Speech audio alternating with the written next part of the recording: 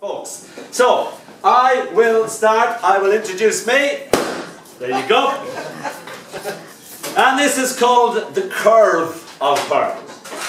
I've just written it out in my bad handwriting, so if I don't know how to read my own handwriting, bear with me please. The curve of her.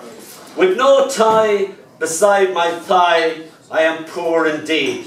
My wealth, the curve of her, carved into my back, dreaming the same dream. Okay, so that's my Jan for me. This is another Jan poem. It's called Racing into the Future. Those memories when you just go press and replay and you think, oh, I love that memory. Racing into the future. We walk backward out of the sea. Our laughter gulped back in our mouths. Our words drifting back down the past until they are only the original thoughts. Our clothes falling back on our bodies as water falls from us on wets us. Here I pause, then press play, the memory obeying the mind's command as we happen again and again, racing into our future that has not happened yet. Thank you. Yay! My friend was telling me about having a baby, and Fran was a drug addict. I used to look after her.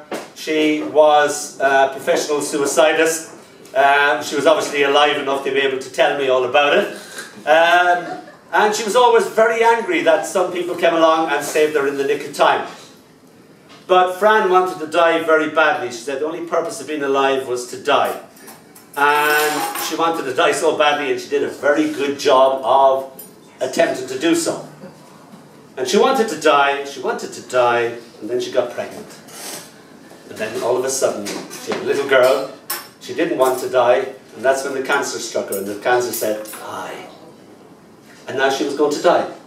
And now she was very angry that she was going to die, and she didn't want to die, and she wanted to have her little baby. So she managed to give birth to a little girl child, and she managed to live 2 years after that. But this is her description of having her baby. It's called Thank You for Having Me. It was the most real reality that could ever be. It was the first time I felt that I was really me. The pain ran screaming through me, almost tore me apart. Love streaming through my heart.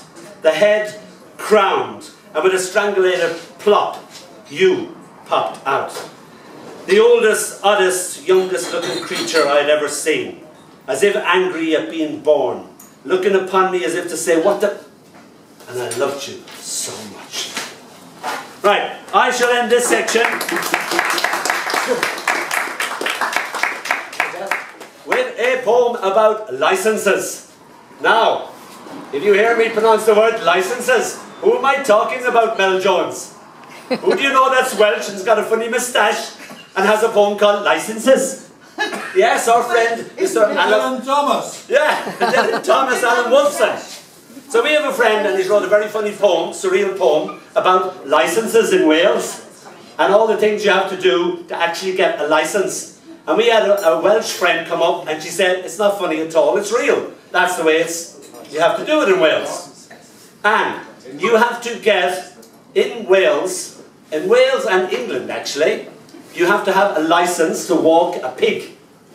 So if you have a pet pig, pet Vietnamese pig, you have to have a license to walk it in England and Wales. If you attempt the same thing in Lossiemouth, go up to Scotland and attempt to walk your pet pig in Scotland, you'll get arrested by the coppers because you can't get a license for walking a pet pig in Scotland. Everybody knows that, even Dan Smith knows that.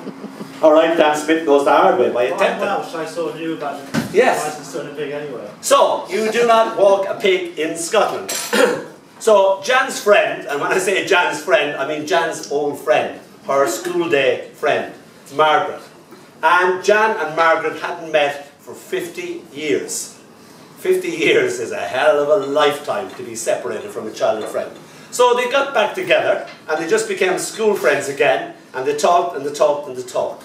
And Mrs. Shakespeare, which is Margaret's name, was a natural-born storyteller, and she told all these fantastic, great stories about Wales, just at the drop of the hat, things her grandmother said, little poems her mother said, and she was a mine of information and thought nothing. It was just pearls before swine.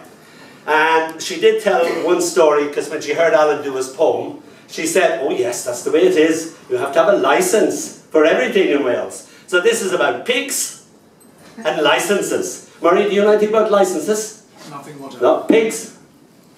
Pigs? No. No. Murray has just been bloody awkward now. Not cooperating. This is called But That's Another Story. Her mother died giving birth, so from that day to this, we consider her ours, one of the family. Okay, Murray, okay. So she was a pig. Oh, but she was such a pretty pig, Murray. And we kept her in the caravan, reared her as one of our own, almost considered her as human. Oh, this squeals of children and pig. Well, she grew and grew until the day came for her to be serviced. Mel will explain that to you. Our maiden pig, afterwards Mel. Okay, sorry. Our maiden pig, a fine Welsh white gilt. Now, being English amongst the Welsh, I knew you needed a licence to move a pig from one area to another. So, I presented myself to our two-man police force. Well, of course they had licences for the this of that or the that of this, but alas, no licence for a moving of a pig. They had somehow run out. The licences, not the pig. So they gave me a licence for a crane and crossed out the bits not pertaining to a pig. I thought they might ask me, how many wheels on your pig? Or what type of machinery was your pig? But when it was done, it was done. A kind of Franken form. Half crane, half pig. And I was free now to move my pig wheresoever I wished. And so I brought her to the boar. And then there was the time there was a pig born without an arsehole. Not an uncommon occurrence, they told me. And so I set off with the vets on my motorcycle and sidecar. Ah, but that's another story.